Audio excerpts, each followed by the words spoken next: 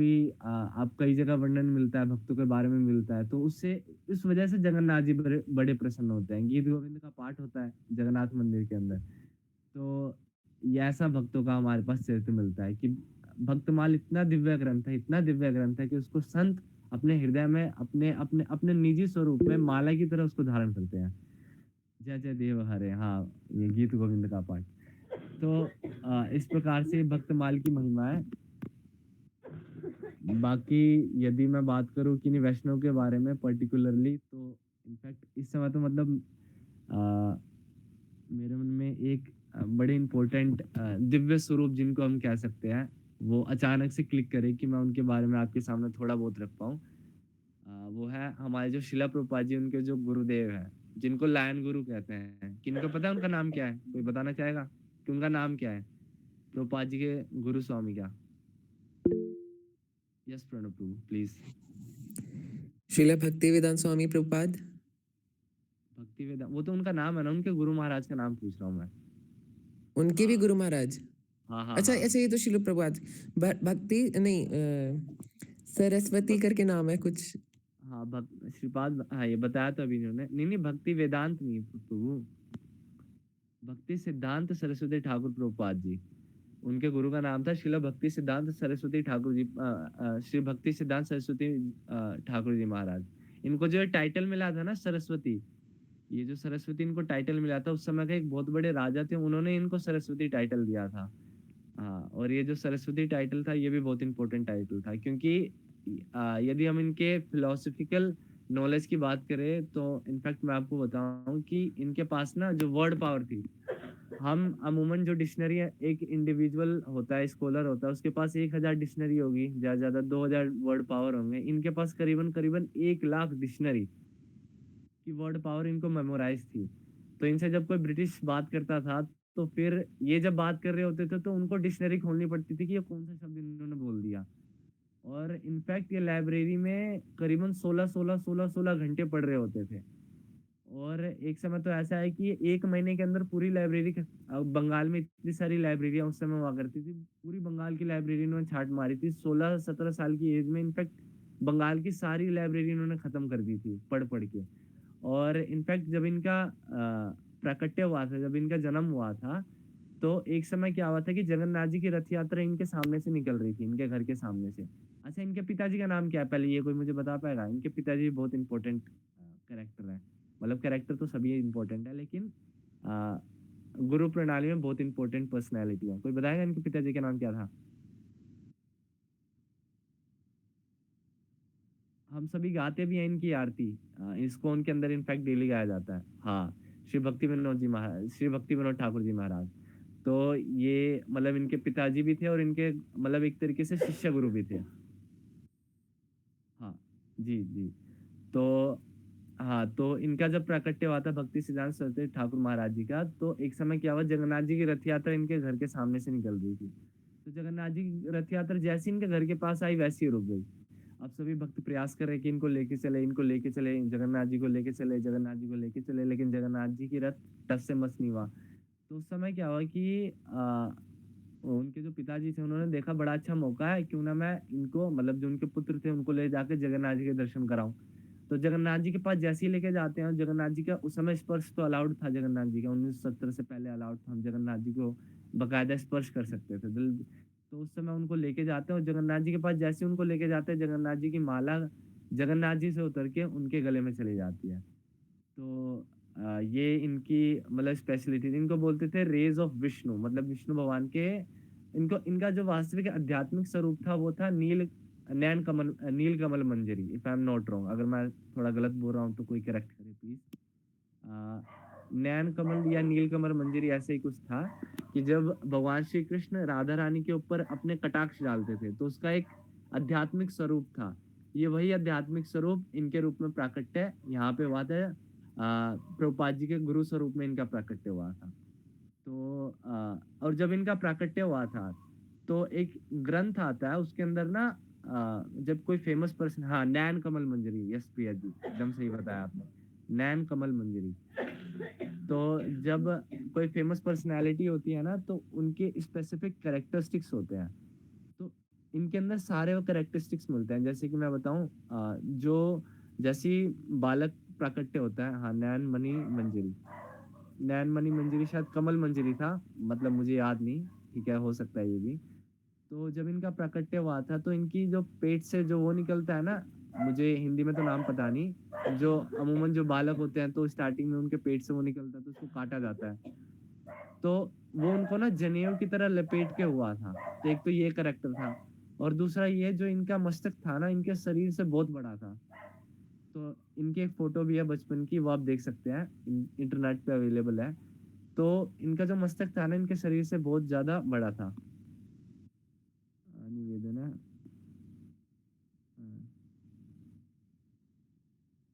समान शिला था। हाँ, तो जी, तो फिर इस प्रकार से ना इनका दिव्य स्वरूप हम बचपन से ही देख सकते थे। मतलब इनके जो क्वालिटीज थे, स्वामी प्रभुपाद जी की इनकी जो क्वालिटीज थे, बड़े बड़े दिव्य दिव्य इनके साथ लीलाएं हुआ करती थी, और एकदम स्कॉलर पर्सनैलिटी थे। मतलब इनके बारे में बंगाल में ये कहा जाता था कि जब ये किसी जगह से गुजरते थे तो मायावाद का खंडन करते हुए निकल जाया करते थे। इनफैक्ट इन्होंने अपना एक जगह एडमिशन कराया, एक स्कूल ऑफ थॉट में, मतलब कि जहाँ पे कुछ और चीजें पढ़ाई जाती थी, तो वहां पे इन्होंने अपना एडमिशन कराया। एडमिशन करा के उनकी शिक्षा को ग्रहण करा और उसको बाद में दोबारा खंडित कर दिया। तो मतलब इतनी ग्रेट पर्सनैलिटी थी, स्कॉलरली इतने एक्टिव थे, स्कॉलरली ऐसे पर्सनैलिटी थे, राजा महाराजा ने इनको टाइटल सरस्वती दिया था। मतलब कहीं पे भी डिबेट में जाते थे। एक समय क्या हुआ कि ब्राह्मण सभा लगी वहां पे, बंगाल के अंदर। ब्राह्मण सभा इसलिए लगी कि उस समय ना बड़ा ये चला करता था, क्योंकि भक्ति भी था, उस समय प्रोटेस्ट भी बड़ा चल रहे थे और ब्रिटिश गवर्नमेंट भी थी। तो अलग अलग ना सोशल रिफॉर्म्स चला करते थे, तो उस समय बड़ा करते थे डिस्क्रिमिनेशन हो रहा है, डिस्क्रिमिनेशन है, सोशल इनइक्वालिटी है, ब्राह्मणिज्म बड़े अपने पीक पे था कि लोअर कास्ट इंडिविजुअल्स को डिस्क्रिमिनेट करा जाता था। तो मतलब ये सारी चीजें बड़ा चल रही थी। तो एक समय क्या हुआ ना कि इनके पिताजी को इनविटेशन मिला कि आप ना ब्राह्मण समाज में आइए और उनसे ना तर्क करिए, डिबेट करिए। तो फिर उनके पिताजी रेडी हो गए, लेकिन जिस दिन उनको जाना था ना, उस दिन उनकी तबीयत खराब हो गई, तो इस कारण से उन्होंने कहा कि मैं ना नहीं जाऊंगा। तो बाद में स्वामी प्रभुपाद जी बोलते हैं कि पिताजी यदि आप आज्ञा करें तो मैं चले जाऊं। तो उन्होंने बोला आप क्या बोलेंगे मुझे लिख के दिखाइए, तो उनको लिख के दिखा दें कि मैं यहाँ पे ये बोलूंगा।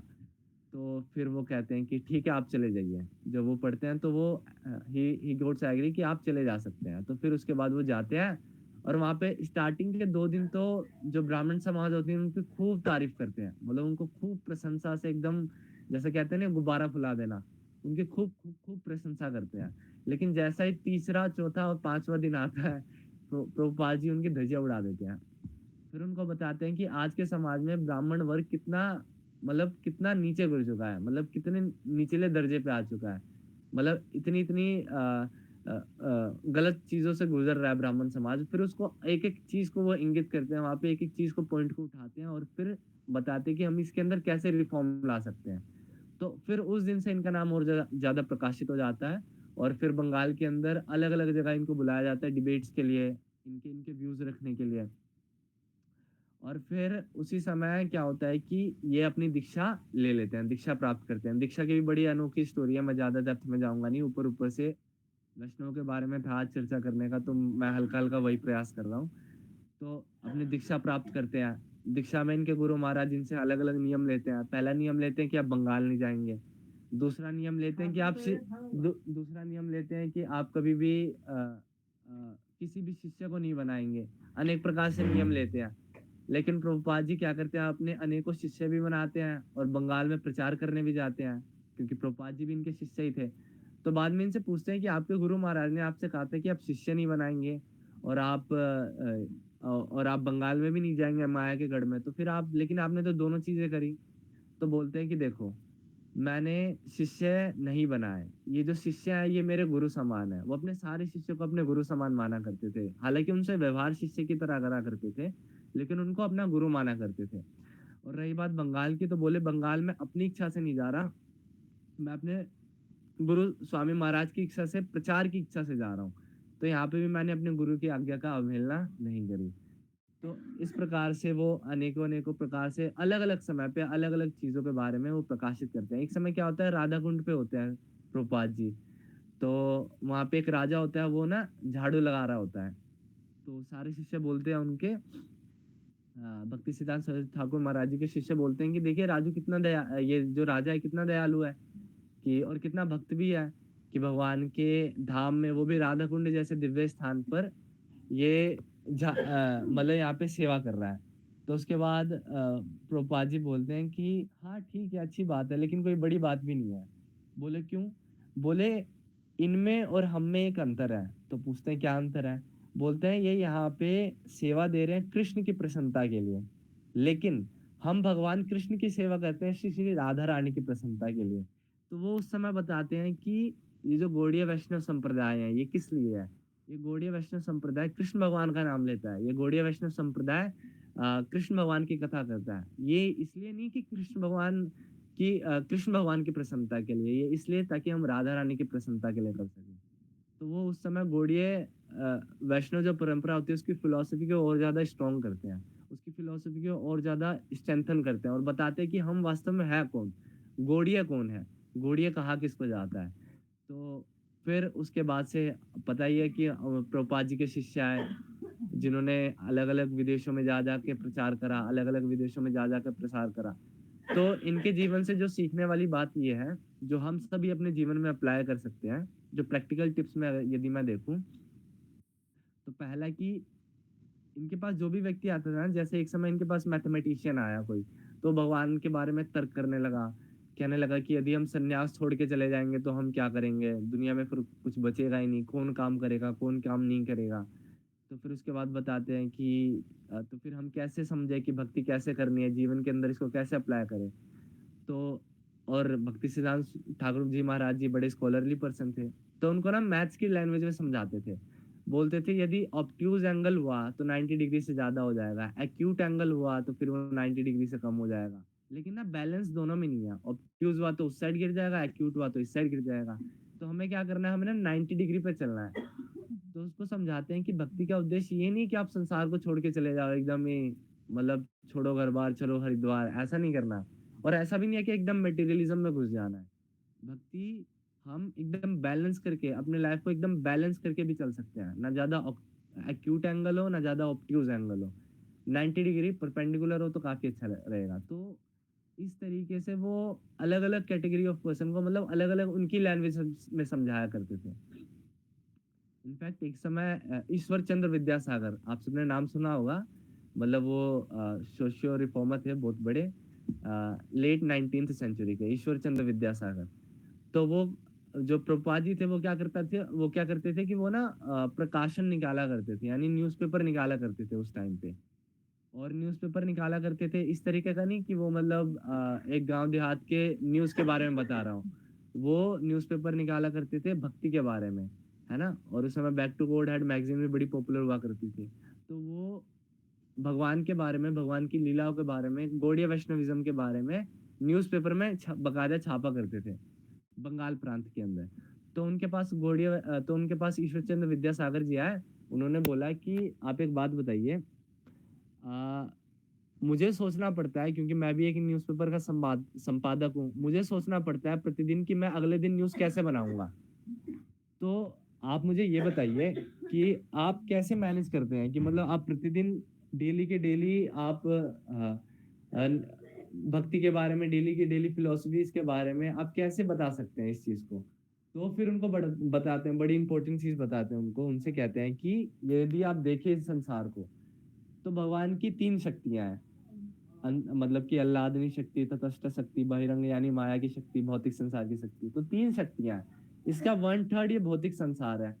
और इस भौतिक संसार में अनेकों-अनेकों ब्रह्मांड हैं। और इन अनेकों-अनेकों ब्रह्मांड में एक छोटा-सा ब्रह्मांड है, जिसके चतुर्मुख ब्रह्मा, जिसके ब्रह्मा जी हैं। और इन और इस छोटे से लोक के अंदर एक छोटी सी पृथ्वी है, और इस छोटी सी पृथ्वी के अंदर एक छोटा सा देश है भारत, है ना? और उस छोटे से देश भारत के अंदर एक छोटा सा राज्य है बंगाल, और उस एक राज्य बंगाल के अंदर एक छोटा सा प्रांत है जिसको हम सभी जानते हैं तो फिर आप इस छोटे से प्रांत के लिए आप डेली-डेली न्यूज़पेपर छाप सकते हैं, जो कि भगवान की 1/3 शक्ति का हिस्सा है। जो भगवान की रिमेनिंग 2/3 शक्ति के बारे में क्या मैं डेली नहीं छाप सकता? तो जब ईश्वर चंद्र विद्यासागर जब इस बारे में सुनते कि बताओ व्यक्ति कितना डेप्थ में सोच सकता है कि भगवान की 2/3 एनर्जी के बारे में जो व्यक्ति प्रतिदिन संपादन करे। मतलब इतना डेप्थ में, इतना फिलॉसॉफिकल वो सोचा करते थे। तो कहने का यथार्थ ये है, प्रैक्टिकल टिप ये है कि हम जो भी कर रहे हैं अपने जीवन में अनेक जैसे कि मुझे फ़िलॉसफ़ी अच्छी लगती है।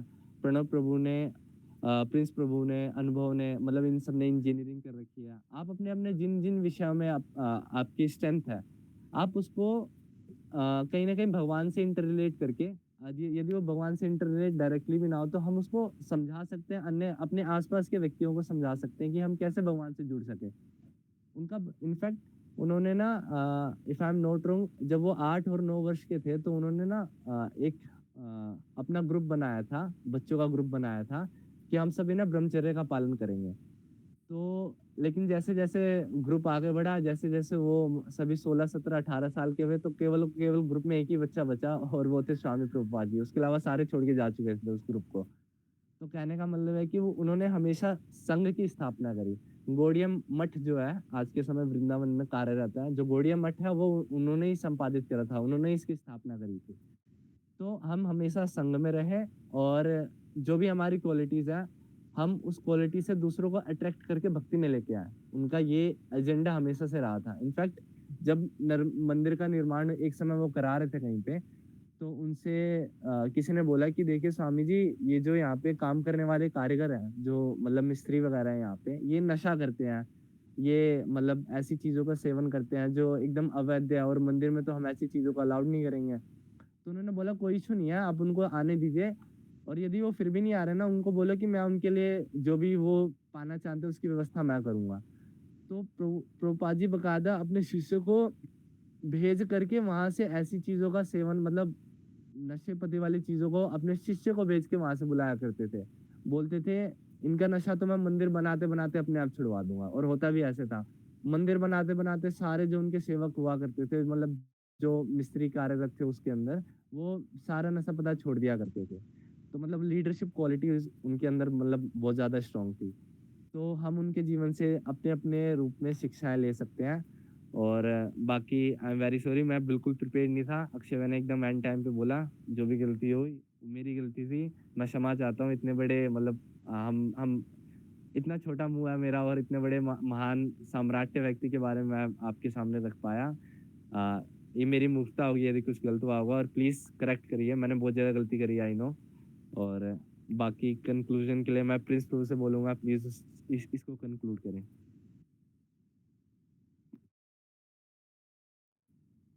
हरे कृष्णा प्रभु जी। आशीष प्रभु ने मेरे को सरप्राइज दे दिया कि मेरे को कंक्लूड करना है।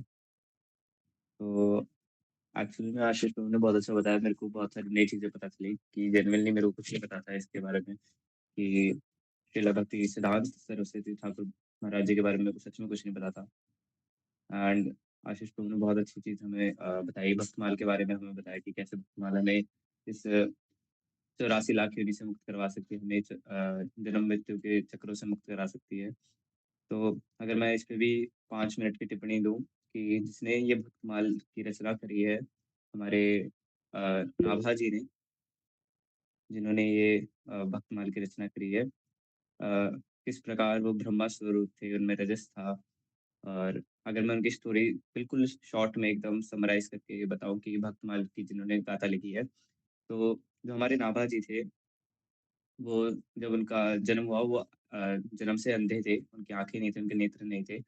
और बड़ी ही दरिद्रता में वो रहते थे, मतलब कि बहुत गरीबी थी उनके घर में। एंड जैसे-जैसे वो बड़े हुए, तो उनकी माता और पिता दोनों पधार गए थे एंड वो एक गुरु के अंडर चले गए थे। आफ्टर दैट अ, उनके गुरु की कृपा से उनको वापस से दृष्टि प्रोवाइड हुई एंड अपनी गुरु सेवा से उनमें रजस था, तो उनके गुरु ने उन्हें 2 सेवा दी कि वो संतों का उच्चिष्ट पाएँ और जो भी संत आए उनके चरण धोए और संतों को पवाएँ और बिना संतों के उच्चिष्ट के वो कुछ ना पाएँ। तो जब ये चीज़ चल रही थी तो नाभा जी में जब उनके गुरुदेव अ, जब भाव में थे और भाव में वो श्री राम जी के पास थे। तब नाभा जी उन भावों में एंटर कर गए, तब उनके गुरु को पता चला है नाभा जी की शक्तियों के बारे में कि वो संत के हृदय को जान लेते हैं। तो नाभा जी की इन चीज़ों के कारण अ, उन्होंने फर्दर हमारी भक्तमाल की रचना करी। उन्होंने सब संतों के हृदय में गए और उस तब वो भक्तमाल की रचना हुई। और जो आशीष प्रभु ने बहुत सुंदर कथन करा कि कैसे भक्तमाल हमें सच में तार सकती है, सच में भक्तमाल हमें बिल्कुल तार देगी। And thank you so much Ashish Prabhu, thank you so much everyone जो जो यहाँ पे आए। अगर अक्षय प्रभु कुछ बोल सके एंडिंग में थोड़ा सा कंक्लूड करने के लिए, और जो भी मेरे से गलतियाँ हुई हो वो सब मेरे को क्षमा करे, तो अगर अक्षय प्रभु कुछ बोल पाए तो। अगर अक्षय प्रभु नहीं बोल पाते तो मैं अभी छोटा सा कंक्लूजन यही हो जाएगा कि हम सब अपनी हरिमाला करें। एंड आशीष प्रभु अगर कुछ कंक्लूजन करना चाहे तो इसके बाद।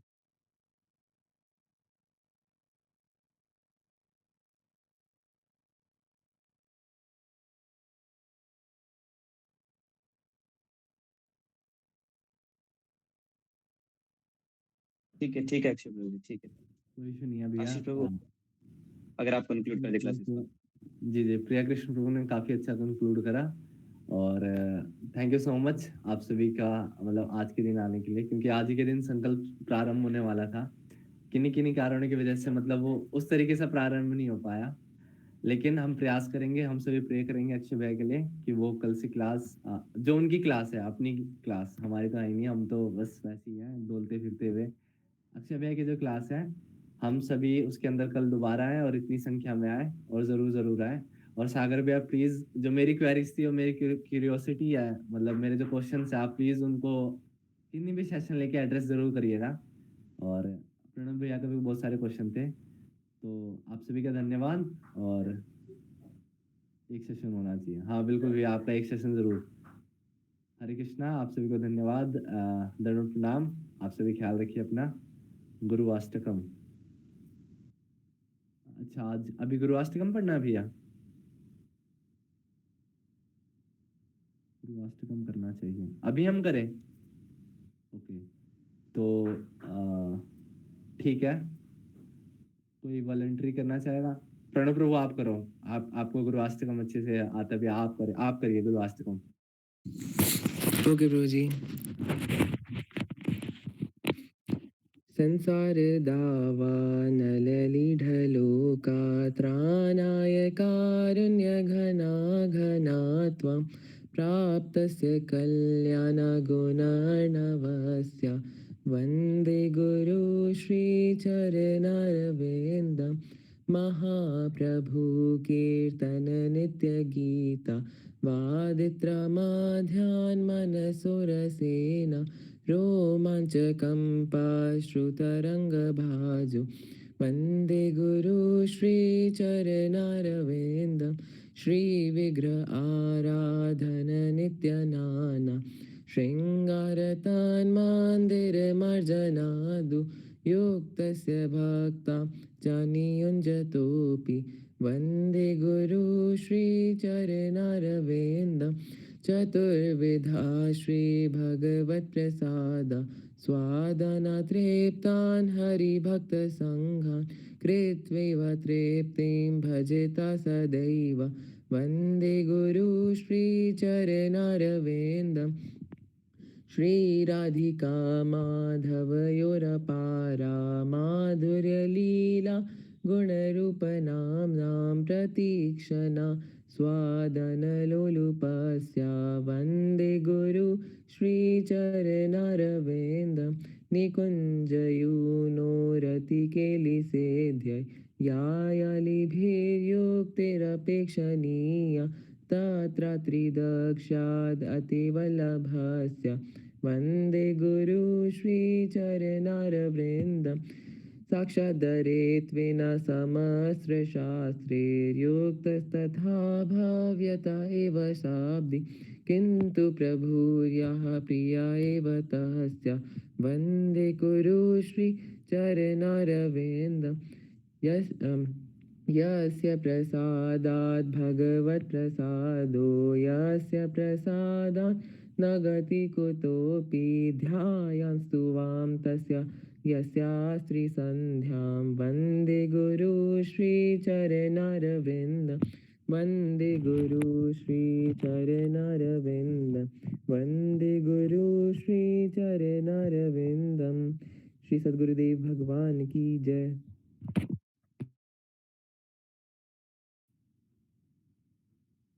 Thank you so much Pranav Prabhu. मतलब आप सब होते हैं ना तो समझ जाती है क्लासेस। आप सब प्लीज़ डेली डेली आइएगा। और इसी के साथ हम क्लास को समापन की ओर लेके चलते हैं और हम और हम सभी प्रे करते हैं, रिक्वेस्ट तो नहीं, कि अक्षय भैया थोड़ा हेल्दी हो जाए और उनके उनके अच्छे स्वास्थ्य के लिए हम सभी प्रे करते हैं। हरे कृष्णा। क्लास यहीं पे समाप्त होती है। हरे कृष्णा। लाल की जय।